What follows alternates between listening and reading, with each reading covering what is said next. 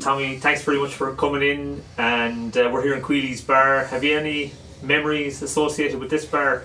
Oh God, I have, yeah, a lot of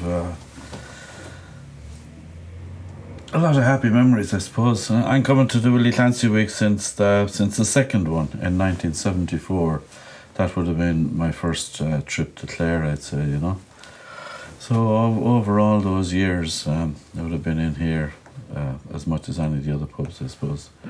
And then because my wife's father and her mother, Tom and Jacqueline McCarthy, they owned a holiday house out the road, and before they came back from London, we'd be down here a lot during the year as well. And Sunday mornings was always a nice sociable time as well. And baby Queally would have stuff upstairs for the kids, ties and that. They could be playing away upstairs, and we'd be having a tune and a bit of crack. Sometimes there mightn't be a tune at all, to be a bit of chat, and lovely, you know. And when you came in 74, did you do the classes that year? I did the classes. I had Brian Gallagher, and I think I did the classes for maybe about 3 years. I was late starting the pipes, you know.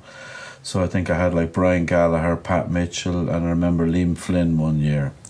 And then, like, it was very quiet in those early days. You could literally say, which pub will we play? And, you know, you had your pick of the pubs. Between Marnan's was a lovely spot as well to play in. And but it grew so quick then that they were recruiting teachers. So I was recruited as teaching the whistle for a number of years then before I started teaching the pipes, you know. But it was nearly all musicians was attending in those days. It was fairly a lot smaller than what it became, you know. It is now, yeah. And just to go back to your own roots then, you're from Waterford, from the city. Waterford City, yeah. And was there music in your family, or where did you come into contact with it? No, I would have learnt a bit. There was no music in the family, no traditional music anyway. They would have been fond of an old sing-song or something, but I would have learnt a bit of whistle in school, primary school, to play in a marching band, you know, the Dawning of the Day and Roddy McCurley, all that stuff. We played them on these horrible flageolate instruments. They weren't even tin whistles. But I always kept it, and I remember I had a mouth organ and something else as well when I was getting in my teens. But I started hearing maybe Planksty or different groups like that, you know. I kind of got interested in it then, and I came across Tommy Kearney then, who got me onto a practice set and got me going. Okay, so it would have been through exposure to like commercial recordings that you became interested in the pipes? Yeah. One of my memories is going home from school and the telly might be left on before it actually came on, before the programmes were starting, and the test card would be on the telly, and there was only a couple of LPs. They probably were that they were playing. One of them was the first Chieftains record, Chieftains 1. And I used to hear that, you know, and liked of course Maloney would jump out at you then whenever he played on his own, you know. So. Yeah, it's funny, in the interview we just did with Patsy Hanley, he specifically mentioned the first Chieftains album as well. Did he, yeah? That he used to, he really thought the music was fantastic. Yeah, and he used to recommend it to students. Yeah, and Sean Keane is not even on that one, I don't think. He came in on the second one, yeah. So like Planksty and the Chieftains, hearing those Liam O'Flynn and Penny Maloney, and then it was... I was in a little group at home then, you know. We were all forming little bands, and I was playing a whistle and a bit of mandolin, and we had a girl singing with us, and there was a guitar player, and we were looking for places to play, and the girl, Peggy, she said, my boss plays, and he plays up in this place in Carrick-on-Suir every Saturday night, a place called Tin Vein. It actually belonged to Bobby Clancy, one of the Clancy brothers. And we're going, who's your boss? And her boss was Tommy Kearney. Tommy Kearney had a painting and decorating shop in Waterford. So we went up and we played that night, and Tommy would do solo stuff on the pipes. And I kind of hit it off with Tommy then. And I used to play a lot with Tommy then, playing the whistle or the mandolin, and he was in demand, being asked to play at a lot of things. And I used to be looking at him playing, never even thinking, sure, how could you play that, you know?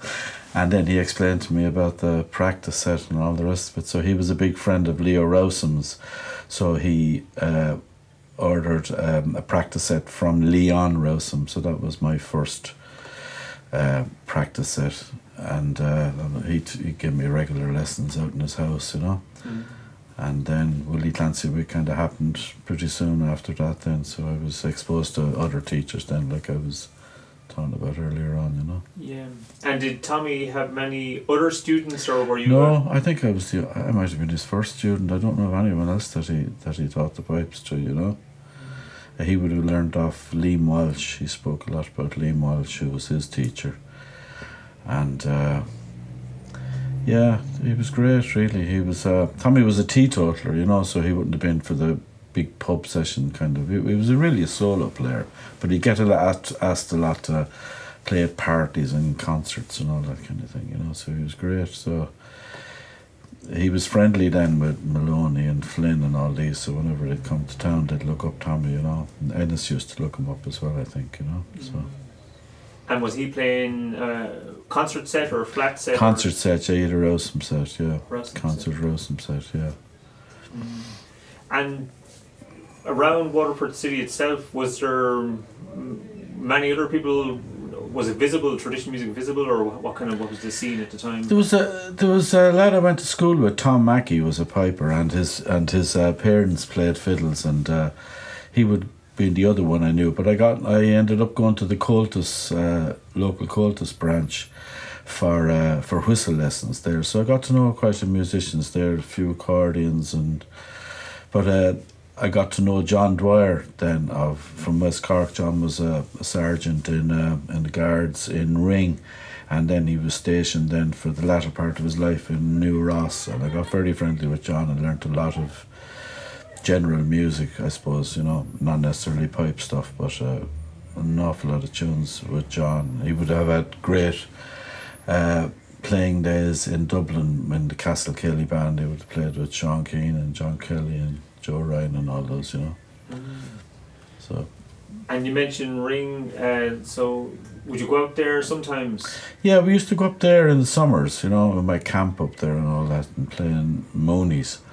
And there wasn't as much music there back then as there is now, you know. It was whatever you brought there, and there used to be Cork musicians come up as well. But the singing was the big thing there. Like I got to hear Nicholas Tobin and that, you know, and the Moonies, the daughters in the Moonies, and there was other families there, the Drummies and all those. They used to always singing those slogan competitions, and they'd have the guitars and all that. There was a lot of that, but no one, as I remember, playing, or very few anyway, playing traditional music, you know, playing jigs and reels. Mm. And then you're living up now in Galway, but after you left Waterford, when did you leave Waterford, and what was did you? I moved very slightly up the road, up to Thomastown. I got a job in Thomastown in Kilkenny, and I used to go in a good bit then into Kilkenny City. And I was there for a few years, and then I went to London. I spent 7 years in London, and then back to Galway, you know. Okay. What years were you in London? 80 to 87. Who was around then? Oh, sure, all the names that I'd heard of, you know. I used to listen to, and I was an avid listener to the Long Note, which was, you know, was a great source of information and music. I have a lot of cassette recordings of Long Note programs, and you'd hear all the names: Roger Sherlock and Raymond Rowland, Bobby Casey, and I met them all in London and played with them all. Tommy McCarthy, of course.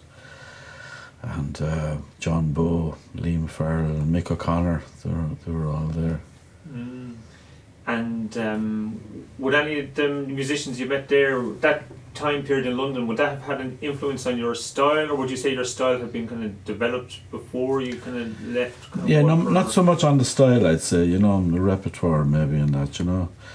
Like Bobby Casey now was fantastic to play with. He was one of the fiddle players who knew how to play with a piper. I mean, there's lovely recordings of him playing with Clancy back in the 50s in London. And he's just one of those fiddle styles that would go go with the pipes, you know. So I ended up then, of course, when I met Jacqueline McCarthy, who we got married back in Ireland, but her family then would all play that kind of style of, that kind of West Clare kind of style of music, inherited from the father, Tommy, who played pipes and concertina and a great whistle player. Yeah. And what were the pubs that that used to play the sessions in back? It was nearly all gigs as opposed to a session. You know, you'd have three musicians on a little stage with microphones. You know, so there wasn't. You wouldn't join in. You'd maybe call up people to do a little spot in the middle. You know, but the White Hart was one of the first ones I went to.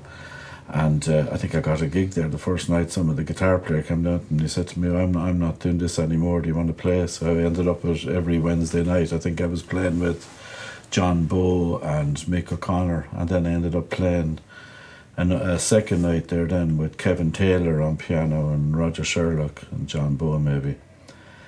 And that was down in South London. I was living in Shepherd's Bush then, and then I moved up North London, and we used to play in the Victoria. I used to play with Tommy McCarthy and Bernadette on a Friday night, and then on Sunday mornings I played with Rach Hall, and Sean Casey used to be there as well.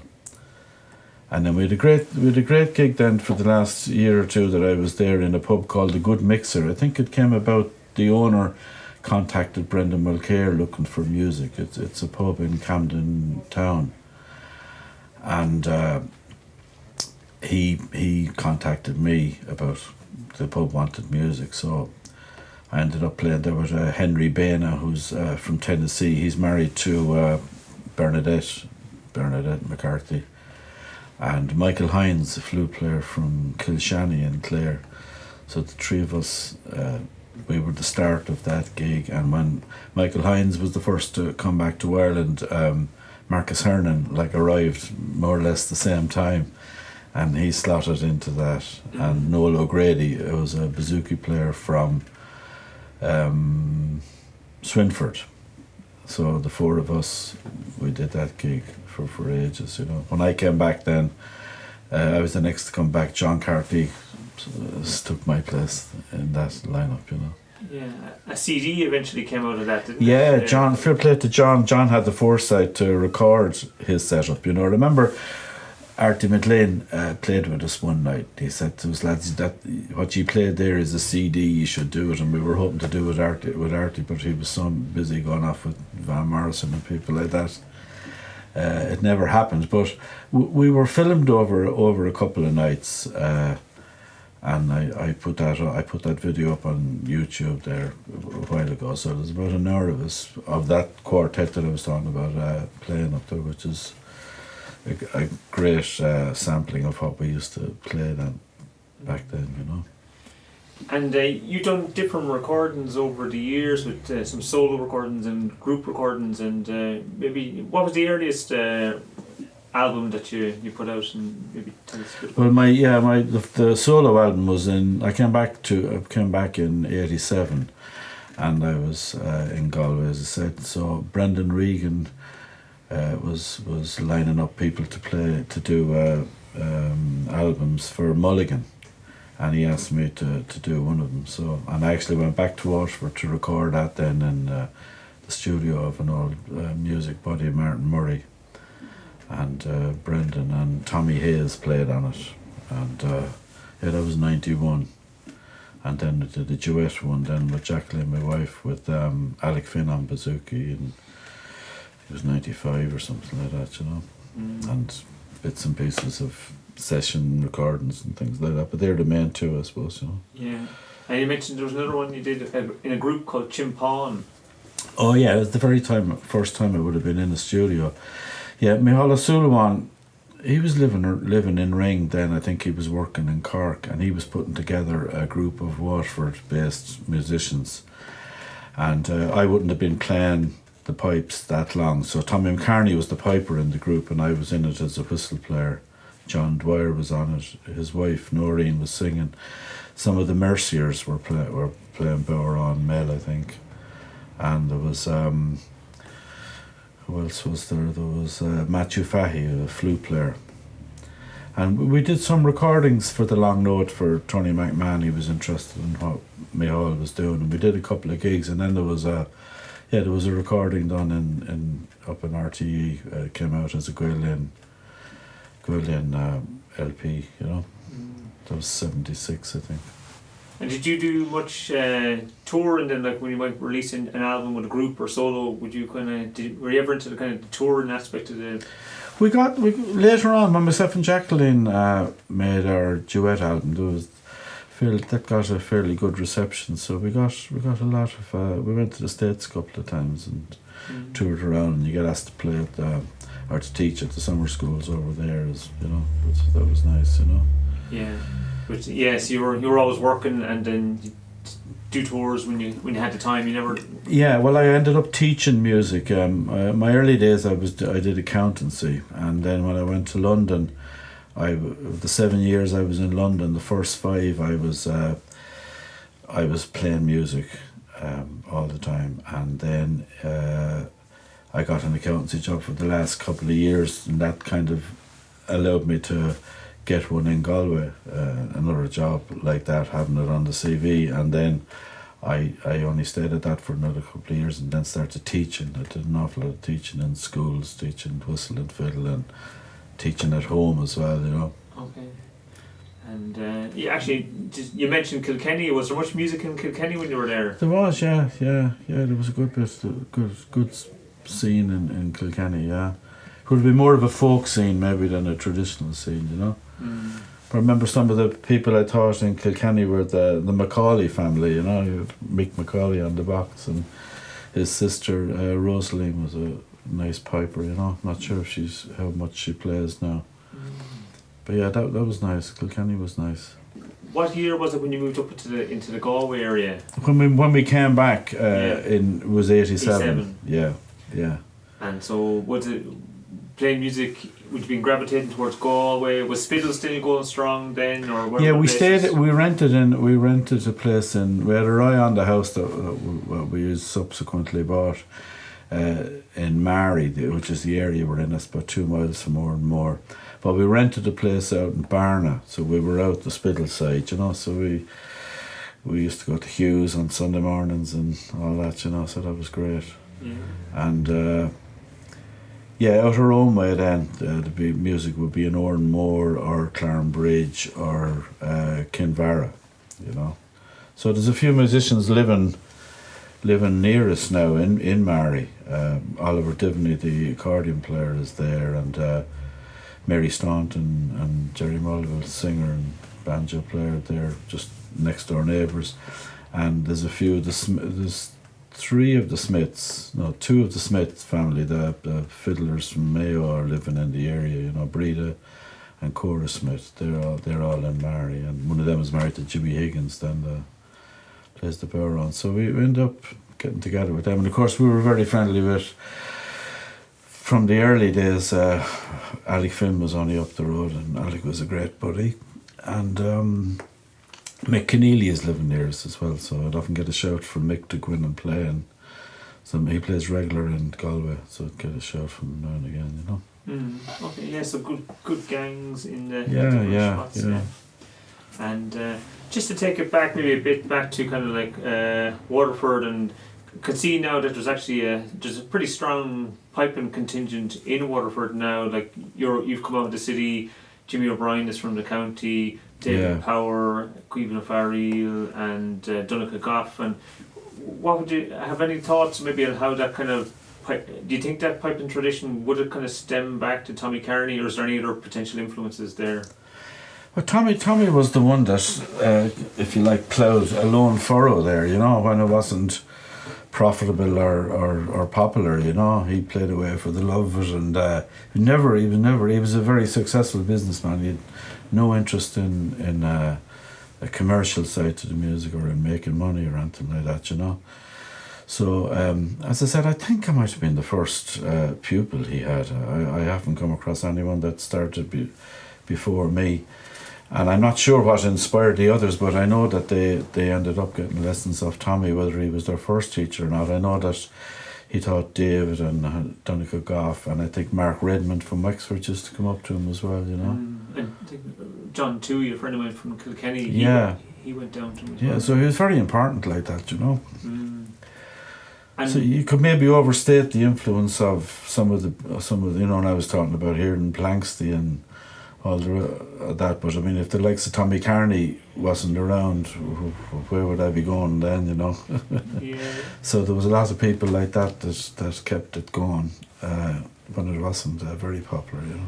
And what was Tommy's teaching style? Would he just give you a tune and say, come back with that next week? Or would you chat with him about the music? Oh, he would chat, yeah. He'd know all the stories and all that. He'd love talking about the Liam Welch and Leo Rossum and that, the people that he learnt off. But I have lots of little cassette recordings from my classes, you know, where he'd record a tune and he'd come back then. And he was always on about the tight kind of playing. That was the thing that Liam Welch used to impress on him, you know, the tight style. Just a tune. I don't know whether I had a set time every week to go to him, or maybe whenever I bump into him, I should call out next week on such a time, or maybe make a phone call, you know. And would that I need never take a penny. No question of money.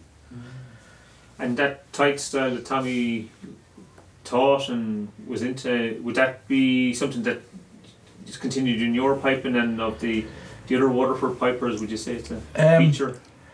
I know that I heard a cassette, or I heard somebody put up some recordings on the internet of me playing with Tommy back in the 1980s at some piping event, maybe in Dunmore East or somewhere, and the two of us are playing together, and I'm playing with them note for note, and it's exactly but I've probably gone away from that now with all the other influences. I can remember that stuff okay, but I probably had other influences come in there when I started getting lessons up here off different pipers and that, you know. And did you ever your first year up here, you said, was 74, so that was after Willie Clancy passed. He passed. I'd never met him. Yeah. I remember going to my first piping to Noel, I think was 73, and there was a minute's silence for Willie Clancy at it. I never knew them, but Jacqueline, my wife and her family, they would have got to know him coming to Miltown, or when they were very young, you know. And so, like on a national, would you have like admired the music of like Séamus, Ennis, or any of the other? Absolutely, yeah. And I would have got to hear Ennis a lot then he'd be the star turn on the Saturday night at all the piping to Knowles, you know. And then down here in Miltown, of course, as well, I got to hear him playing. And a good bit live, you know.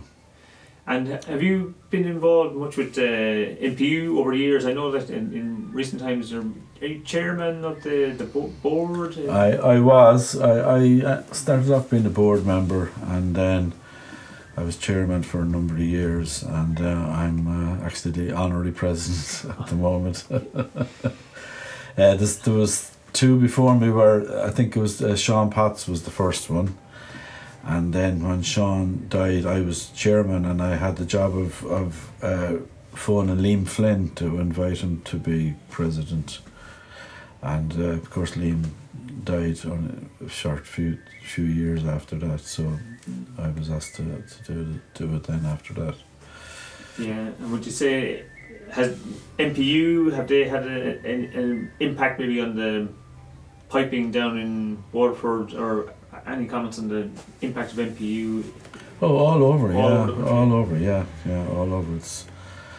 It's phenomenal, really. I mean, when you look back at 1968, the famous photograph at the founding, I mean, there's 50, 60 in the photograph, and there mightn't have been too many other pipers that were around at the time, and the only full-time maker was Leo Rossum in the photograph, and he was dead in 1970, you know, so it was in a very precarious position. I remember Tommy Kearney telling me that Leo Rossum might phone him and say, I have a few sets made, you know, anyone looking for them, you know, and that's the contrast with now when you're waiting years for a set, you know. Yeah. And there's the loan scheme now to get people going while they're interested before they get their own set, you know. So it's amazing all the way they've got the outreach teaching going on all over, trying to cover parts of the country that mightn't necessarily have a tradition of piping in them. So it's amazing. It's amazing, yeah. And of course now your own son Pádraig is a fantastic piper. Did you teach Pádraig at home, or did you send? Or was it a mixture of home and I classes? did, yeah. Or? I started teaching him.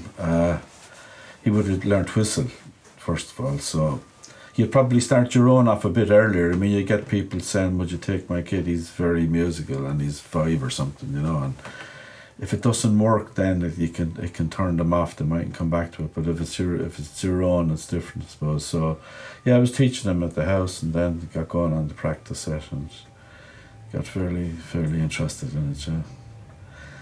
Alec Finn heard him playing once, and he said, "He's very good." He said, "Did you teach him?" And I said, "I did." Yeah, and he said, "Big mistake." Yeah, and I know Pádraig's got some nice sets, but you might tell us about your own sets of pipes, and maybe. Pádraig's only got one set. The rest of them are mine. He's a lucky boy. My first set, the first practice set would have been Leon Rowsome, and that ended up being a kind of a tie around the house with a little video of Pádraig putting them on him and pretending to play and all that. But then my first full set was Brian Howard's set. Brian Howard was an English pipe maker who came to Waterford. I think he was under the influence of Finbar Fury, maybe, who had met him, and he'd made a set that Finbar was playing, and Finbar was in Waterford, so Brian came here, and I think he got some kind of grants through IDA grants or something like that, you know. So I ended up buying a set of him, and then over the years I have a B set made here in Miltown by Jeff Wolfe, and a C set. And I was then we inherited Tommy McCarthy's Rowsome set when Tommy passed away, and we also have a Benedict Kohler concert pit set. So we have a concert pit set each if you're going to play it together, whatever. And then I was lucky to get a gift of a unique set of pipes in later years. Paul Gallagher was the flute player that I used to play with in the Queally band in London, and he was telling me about these pipes that he had, a bunch of pipes, as he said, that he bought off somebody in the 1970s and never got around to doing anything with them, and he showed them to me once when I was in his house, and among them was one of the small sets of pipes, one of the early sets. There's no name on it, but it's in the style of Cana. And there's an A drone as well as the 3Ds, and but probably date from around 1770 would have been one of the very early sets. But the chanter, the original chanter, is not with it. It's the chanter is a Willie Rowsome chanter. They're C sharp set, and then Pádraig then got was gifted a set by the late Ken MacLeod, which is a Cana set, the later Canas. Around 1820, that's a fabulous set of pipes. So the house is full of pipes. Yeah, it used to be a tin whistle on every shelf or every table. Now it's a set of pipes almost. And have you any preference for like playing flat sets or concert sets or? Yeah, the flat stuff is you can't beat it really. It's lovely, given in the right situation. You know, I mean, you'd be lost in a noisy situation, but. For solo playing, it's lovely, yeah. The B set is nice. I'd be listening to the likes of Tommy Reck and people like that, you know. The minute you put on the flat set, you start thinking of different music, different tempo, everything, you know. Yeah, and would it be, like you think of the different repertoire you're saying there, would it be, and the different sound, would it almost like bring a different approach to how you play it, or? Almost, yeah, it would really, you know. But different tunes, I'd be playing on, automatically start playing Tommy Reck stuff and that, you know, and you'd play a bit slower maybe, and yeah, you can get a lot more colour into the sounds, you know, on the flat set. There's a lot more variety of tone in it, you know. And out of all the flat sets, you got a B in the C sharp and a B, a C, and a C sharp. Yeah. Any preference for any of those keys? They all have the B, I suppose, would be the favourite. Yeah. The lower you go, keep going. Yeah. How low can you go? Yeah, and is that what Tommy? What did Tommy Kearney play? Tommy Kearney just played concert pitch. I never heard him playing flat at all. I don't think he had anything else, you know. And what Tommy McCarthy? So he would be your father-in-law. Yeah. You said you inherited a set from him. Was it? Yeah, Tommy got a set made for him by Rowsome in the 1950s, just before he went to London, and then Rowsome said to him, "Oh, you're going to London? Yeah, look out for this man over there, a man called Pat Golding from Cork. He's a nice man if you come across him." And Tom did come across him, and he had a set of Rowsome pipes as well. Beautiful silver set. They're all engraved, made for Pat Golding by Leo Rowsome, and the date on them, whenever it was, 47 or something like that. And but he was mainly a bagpipe player, I think, you know, who I don't know to what extent he played the Uilleann pipes. And he was from a place called Cullen in County Cork, and they have a bagpipe band there. But anyway, when he passed away, his widow knew Tom and offered the pipes to Tom, so that's how he got those. So Marion, Tom's daughter, has the silver set. When he went down to meet the woman, she said, "Would you play a tune on them?" And he said, "Sure." And he went to put them on, and he said, "Actually, there's a very important part of the pipes missing. There's no chanter. No chanter there." And she said, "Oh, it might be in Cork," because he used to come and go between Cork and London when he was retired, and luckily the chanter turned up in Cork, so it is the full set. But that's a fantastic set, and we have the brass one then that was made for Tom by Leo Rowsome, you know. And Tommy McCarthy was from here, wasn't he? Yeah, he was from, he was from a place called Uilleann, just outside Kilmehel. Okay, yeah. Kilmehel, and he went to London then, and but they bought a holiday house. His wife was from Glenamaddy, so they bought a holiday house just a mile out the road here, out the Mullock Road, and they used to come there on holidays. And then when they moved back to that, then.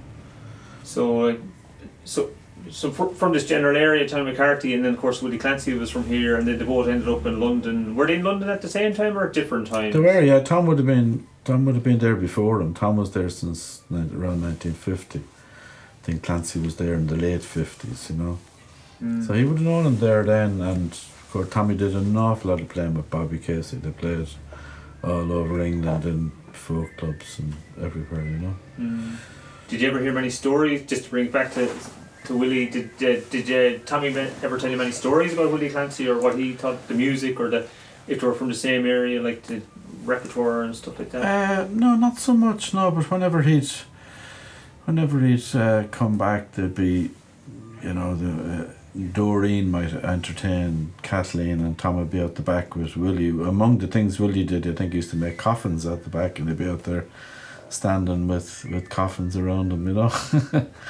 I remember Tom heard him playing at one of the piping tunnels. Tom was over at the first piping tunnel in 1968 when the Píobairí was founded, you know, and he would have been there at the early days of that. And I remember him hearing maybe it was Liam Flynn played the gold ring that he'd got from Clancy, and I remember Tom then asked Clancy about the tune when he came over, and he recorded him playing it, and we came across that on a reel-to-reel that Tom had Clancy playing the gold ring for him, you know, to pick it up off.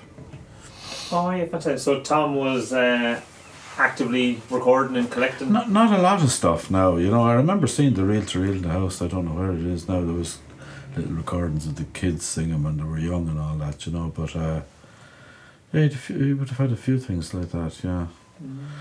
But he had great time for Clancy, and how witty he was. He always talked about his wit and all that, you know. Of course, his playing. Yeah, fantastic stuff. Is there anything else? That stylistic thing of the tight piping. When you're teaching, is there anything in particular in terms of style of piping that you try to, for young pipers? Yeah, I tried to point out that I mean, it's an extreme, I suppose. If you play tight, it's an extreme, and then open is an extreme as well. So I suppose somewhere in the middle where you exploit the niceties of the two styles, and that's your own input into it, how much of each, what the mix is, you know. But yeah, like I taught a couple of tunes this morning, and then tomorrow I told him I'm going to do a Tommy Reck tune, and I was playing it for him, and I have a recording of it on the phone and slowing it down so they could hear. You can actually hear the little gaps between the notes. In particular, one I'm going to teach is very staccato, where the notes are chopped up, you know.